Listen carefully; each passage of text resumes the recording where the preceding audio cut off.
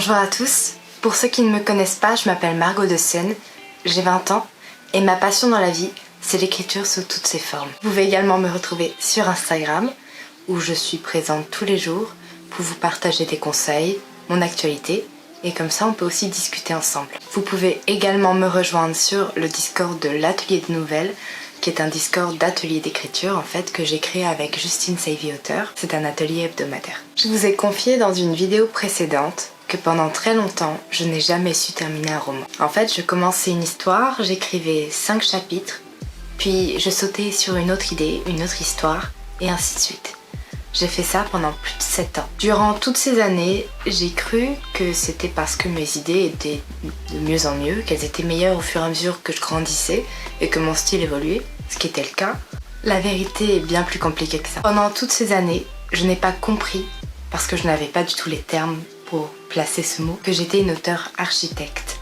Et donc que j'avais besoin viscéralement de faire des plans, de faire des fiches personnages, de faire des fiches univers, de tout prévoir du début à la fin, chaque dialogue, chaque action.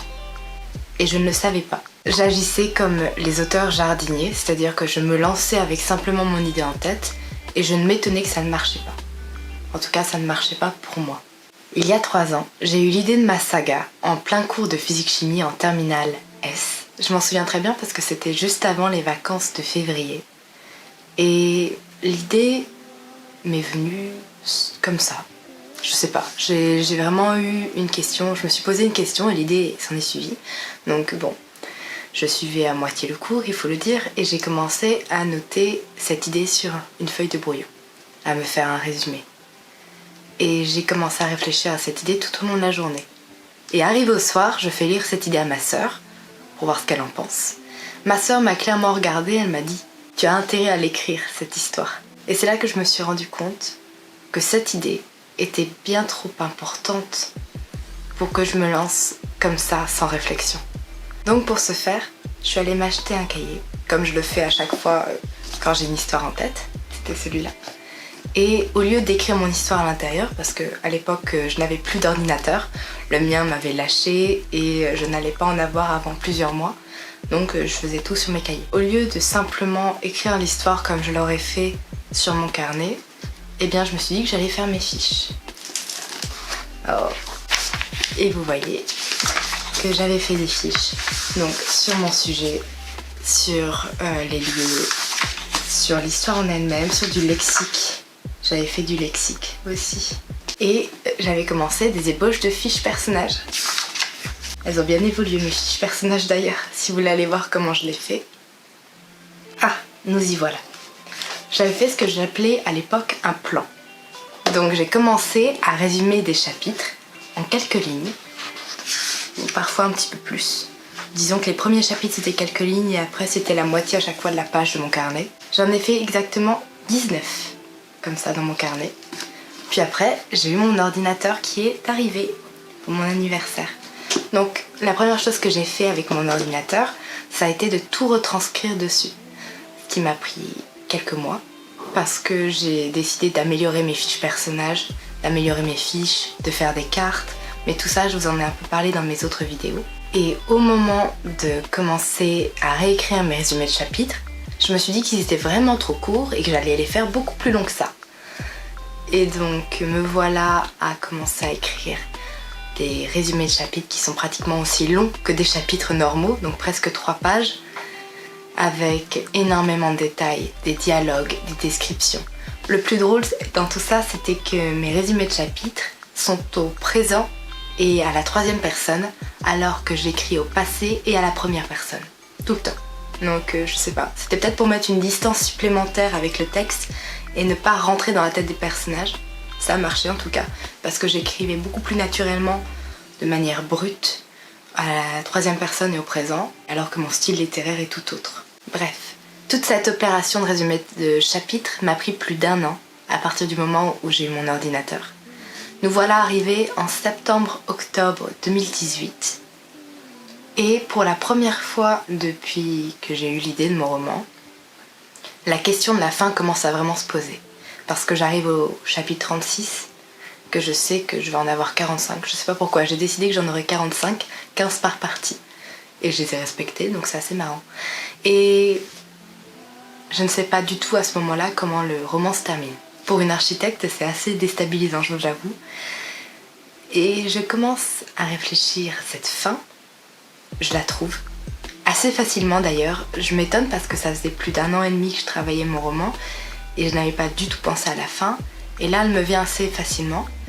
Et je me rends compte que mon roman, ça ne marche pas du tout par rapport à la fin que j'ai imaginée. Donc me voilà repartie pour 6 mois où je réécris mes résumés de chapitres, où je les retravaille totalement. Donc j'avais passé plus d'1 an à les faire et j'ai tout effacé et on est reparti de zéro. Et ça a été une très bonne chose parce que j'ai corrigé déjà énormément de failles scénaristiques dans cette première réécriture presque. Sauf que le problème, c'est que ça m'a pris beaucoup de temps. On arrive à la fin de cette petite introduction. On est en février 2019. Je viens de terminer les derniers mots de mes résumés de chapitres. Ça m'a pris 2 ans. Et je commence à écrire mon roman. Et en même temps que j'écris mon premier roman, je sais qu'il va y avoir le tome 2, le tome 3 et le tome 4. Et donc je me dis, tout en écrivant, autant commencer à les prévoir. Parce qu'après tout, ils vont sûrement avoir une incidence par rapport à mon tome 1. Ce que je trouve très logique. Je me dis à ce moment-là, Margot, tu peux pas passer 2 ans à chaque fois à écrire un scénario. C'est pas possible. Ta méthode ne va pas du tout. Je vais vous livrer la méthode que j'ai trouvée. Parce que effectivement, pendant ces 2 ans, j'ai pu faire des tests. Je me suis rendu compte de ce qui marchait, de ce qui marchait pas pour moi. Et là, ça fait 1 an. Et j'ai déjà tous mes scénarios de mes tomes 2, 3 et 4 depuis plusieurs mois. Donc pour vous dire que j'ai vraiment trouvé une méthode qui me convient et j'aimerais vous la partager. Ma méthode, donc celle qui me convient et celle que j'applique actuellement pour mes romans, est en réalité un mélange de plusieurs concepts et de plusieurs méthodes. Parce que aucune ne me convenait telle qu'elle. J'avais besoin de mélanger des choses. Sachez cependant, et j'aimerais le répéter ici, qu'il y a autant de façons d'écrire qu'il y a d'auteurs. C'est-à-dire que cette méthode que je vais vous proposer, elle marche pour moi. Peut-être qu'elle ne va pas marcher pour vous, peut-être qu'elle va vous inspirer, peut-être qu'elle va bien marcher pour vous au contraire. Et ça, je ne peux pas vous le promettre, c'est à vous de voir, à vous de trouver la méthode qui vous convient, qui vous fait écrire le plus possible, qui vous fait plaisir, qui vous donne envie d'écrire, qui vous permet de terminer un roman. Nous ici, tous ces auteurs tubeurs qui proposons les méthodes, on est là pour vous montrer une voie. Il y en a des centaines, des milliers. À vous de choisir la vôtre. Et à vous de faire comme moi un peu des mélanges peut-être, ou alors de suivre une méthode qui est déjà telle qu'elle et elle vous convient comme ça. Franchement, pour le coup, c'est à vous de regarder ce qui vous plaît. Assez introduit cette vidéo. Cette introduction était assez longue, mais je pense qu'elle était importante pour vous situer un peu dans le contexte. Voici ma méthode, qui est en réalité une méthode en 3 étapes. Et vous allez voir que les étapes, c'est important. Ma première étape est de commencer ce qui s'appelle la méthode flocon de neige. La méthode flocon de neige, elle dit qu'un roman se fait en plusieurs étapes. 10 étapes pour être précise. Quand je vous dis que je vais répéter beaucoup de fois le mot étape dans cette vidéo, ça va être assez impressionnant. Donc la méthode flocon de neige, c'est 10 étapes. La première étant de commencer à décrire son roman en une phrase. Une phrase qui doit contenir maximum 15 mots et qui doit évoquer l'histoire dans son ensemble. Ensuite, deuxième étape, on transforme cette phrase en un paragraphe de 5 phrases.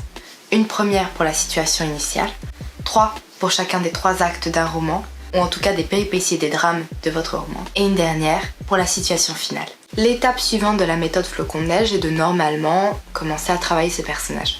Moi, je vous avoue que je saute cette étape puisque mes personnages étaient déjà travaillés.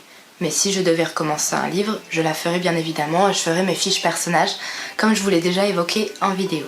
Et la 4e étape, celle où moi je m'arrête, sur les 10, je m'arrête à la 4e étape, c'est de transformer chacune des phrases de votre paragraphe en un paragraphe. Donc vous vous retrouvez avec 5 paragraphes. Un premier pour décrire la situation initiale, un second pour le premier acte, première péripétie et le premier drame de votre roman, 2 autres qui s'en suivent, chaque fois un acte avec des actions, des péripéties et des drames, et la dernière pour la situation finale, la résolution, et c'est la fin. Quand vous avez ça, vos 5 paragraphes, eh bien vous avez un début de scénario qui est assez complet puisque vous avez votre début, vos péripéties et votre fin. Ce qui vous permet vraiment d'avancer déjà pas mal sur à quoi va ressembler votre histoire. Normalement, la méthode flocon de neige continue. Chaque paragraphe devient un paragraphe beaucoup plus grand pour finir avec des longues pages. On continue de travailler les personnages, de faire l'histoire selon leur point de vue. Je trouve ça très intéressant, mais moi je ne le fais pas. Mais n'hésitez pas à aller regarder un peu plus de vidéos sur la méthode flocon de neige parce qu'elle est très bien. Moi en tout cas, je m'arrête ici et je change de méthode et je passe à ma deuxième étape pour créer mon scénario. Je ne sais pas vous, mais je trouve que la manière d'écrire d'un auteur-architecte ressemble énormément à celle d'un scénariste de film ou de série. De ce fait, je me suis dit qu'il fallait que je lise des livres de scénario. Et j'ai commencé par Save the Cat de Black Snyder, qui est un livre qu'on peut trouver gratuitement en PDF téléchargeable en anglais. Et c'est assez facile à lire, peu importe le niveau. D'ailleurs, je vous mets un lien en barre d'infos pour que vous puissiez facilement le télécharger. J'ai été alors subjuguée par sa méthode pour écrire un bon scénario, qui cette fois n'est pas en 10 étapes, mais en 15 étapes. Et pour le coup, je les respecte toutes, parce que ce ne sont pas des étapes pour développer une idée, mais ce sont les étapes qui constituent votre histoire. La première étant l'image d'ouverture. Ce sont les premières images de votre livre, et elles sont essentielles. Elles donnent le ton, l'ambiance et le genre de votre livre. Cela permet également de voir votre héros au point zéro, avant que tout se passe dans sa situation initiale, dans sa vie quotidienne, avant que son univers ne soit bouleversé. Snyder ajoute que cette image d'ouverture doit être le parfait opposé de l'image de fin. Parce que votre héros a évolué, sa situation a évolué. On va se retrouver sur une opposition assez marquante entre le début et la fin de votre roman. La deuxième étape de Snyder, eh bien c'est le thème. De quoi parle votre histoire? Quel est le sujet? Par exemple, quand vous me demandez de quoi parle mon roman, je vous réponds que ça parle de transhumanisme et d'intelligence artificielle. Eh bien, ce sont certains des thèmes que l'on retrouve dans mon roman, tout simplement. Troisième étape, la mise en place. Qui sont vos personnages? Quels sont les enjeux? Quel est le contexte? Quel est le décor? Quels sont leurs buts? Eh bien, tout ça va être présenté dans ce début de roman, et c'est ce qu'on appelle la mise en place. Snyder précise que tous vos personnages importants doivent apparaître ou être évoqués durant cette mise en place. Après, ça dépend vraiment de comment structurer votre histoire, mais en tout cas, les personnages peut-être les plus principaux doivent être annoncés dès ce début. Quatrième étape, le catalyseur, ou plus fréquemment appelé l'élément déclencheur. C'est le moment exact où la vie de votre héros bascule et où son univers est bouleversé. C'est aussi la première réelle action de votre roman, celle qui va accrocher votre lecteur. Cinquième étape, le débat. C'est le moment d'hésitation de votre héros, celui où il va refuser de se joindre à l'aventure. Cela rappelle un petit peu le schéma de Campbell et de son voyage du héros. En fait, ce moment de débat, c'est le moment où le héros a encore la possibilité de revenir en arrière. D'un point de vue personnel, je ne pense pas que cette étape soit obligatoire pour tous les genres de romans. Et je ne l'utilise pas dans tous mes tomes. Cependant, si je n'ai pas de débat à un moment précis de mon roman, j'inclus tout de même une question existentielle qui va mettre un doute chez mon personnage tout au long de l'histoire. Ce doute peut être à la fois sa force et sa faiblesse, parce qu'il peut l'encourager à faire des actions ou le faire reculer devant d'autres. Sixième étape, c'est la décision importante. Votre héros accepte sa quête, accepte d'entrer dans l'aventure. Et à partir de ce moment-là, il ne peut plus revenir en arrière. Snyder nous dit que sur un scénario de 110 pages, ce moment doit arriver à la page 25, précisément. Donc soit à peu près 20% de votre roman. Personnellement, je ne compte pas les pages tant que ça, mais je fais attention quand même à ce que ça arrive dans le premier tiers du roman. Ou alors, à la limite, à la fin de l'acte 1. Si l'acte 1 est assez long pour mettre en place tous les éléments. Septième étape de Snyder, les histoires de second plan. Cela se rattache le plus souvent aux histoires d'amour. Sauf bien sûr si on est dans un roman de romance où l'histoire d'amour est quand même l'histoire principale du roman. Mais cela peut être également les conflits avec les autres personnages, les différentes amitiés, les rivalités. En fait, ces histoires de second plan sont là pour étoffer votre histoire, lui donner plus de matière. Huitième étape, le cœur de l'histoire. Le moment où c'est le plus intéressant pour beaucoup de lecteurs. C'est-à-dire c'est là où on a le plus de péripéties, où il se passe le plus de choses. Snyder l'appelle Fun and Games, parce que c'est là où on prend le plus de plaisir et c'est souvent le moment le plus léger de l'histoire. Par exemple, Harry Potter, c'est le moment où il apprend la magie et où tout se passe bien à Poudlard, dans le tome 1. Neuvième étape, la pique ou l'abysse. Le climax monte, mais n'est pas au plus haut. Votre héros pense avoir vaincu votre antagoniste ou avoir perdu contre lui, mais c'est en réalité une fausse victoire ou une fausse défaite. Dixième étape, pleine puissance de l'antagoniste. D'une manière ou d'une autre, votre antagoniste va revenir plus fort ou alors s'ils sont plusieurs, plus nombreux ou mieux préparés pour attaquer votre héros. L'antagoniste va avoir une réelle importance et une réelle force par rapport à votre héros. 11e étape. Tout est perdu. Dans cette partie-là, votre héros pense avoir subi une défaite totale. Il est au plus bas de toute l'histoire. Il n'a plus aucun espoir. Souvent, cette étape est accompagnée de la mort de quelque chose ou de quelqu'un, d'un concept, d'une idée qui raccrochait encore votre personnage à ce qu'il était avant. La 12e étape, c'est l'esprit dans l'obscurité. Votre héros évolue dans ses propres ténèbres tout en cherchant un moyen de rebondir. Il a l'esprit dans le noir et il ne peut pas aller au plus bas, donc il ne peut que remonter. 13e étape, la solution.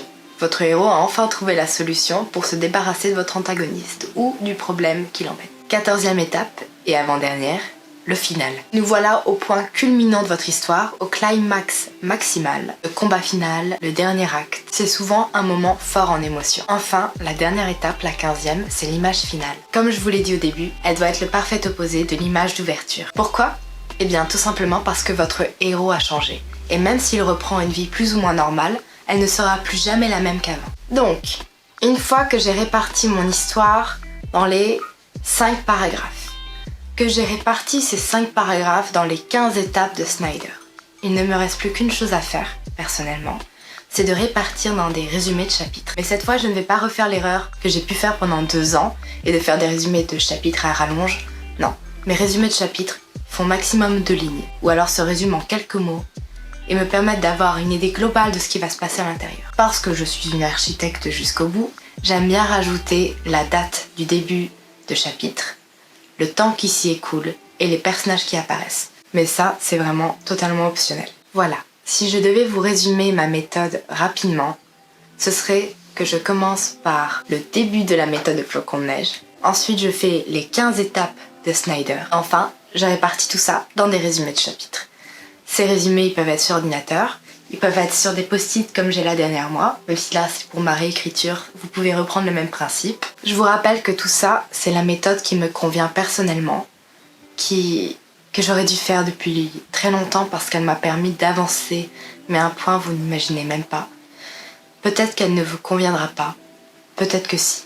Peut-être qu'elle va vous aider à trouver votre propre méthode. Si elle a pu vous aiguiller et vous donner des pistes de réflexion pour vous, alors j'en serais ravie. Je vous mets à disposition des documents. Si vous avez envie, je ne sais pas, pour tester ma méthode, de faire vraiment étape par étape ce que je fais, je vous mets un document qui résume mes étapes. Et donc vous pouvez les faire facilement dessus. Merci d'avoir regardé cette vidéo. N'hésitez pas à liker et à laisser un commentaire pour me donner votre propre méthode. Ça me fait toujours plaisir et surtout ça m'aide à être un peu plus visible sur la plateforme. Dites-moi aussi si ça vous intéresserait de voir des vidéos où je vous montre mes manières de m'organiser parce que pour le coup je m'organise à peu près sur tout. N'oubliez pas d'aller jeter un coup d'œil à mon compte Instagram pour plus de contenu tous les jours. En attendant, écrivez bien, prenez soin de vous et la semaine prochaine dans une nouvelle vidéo.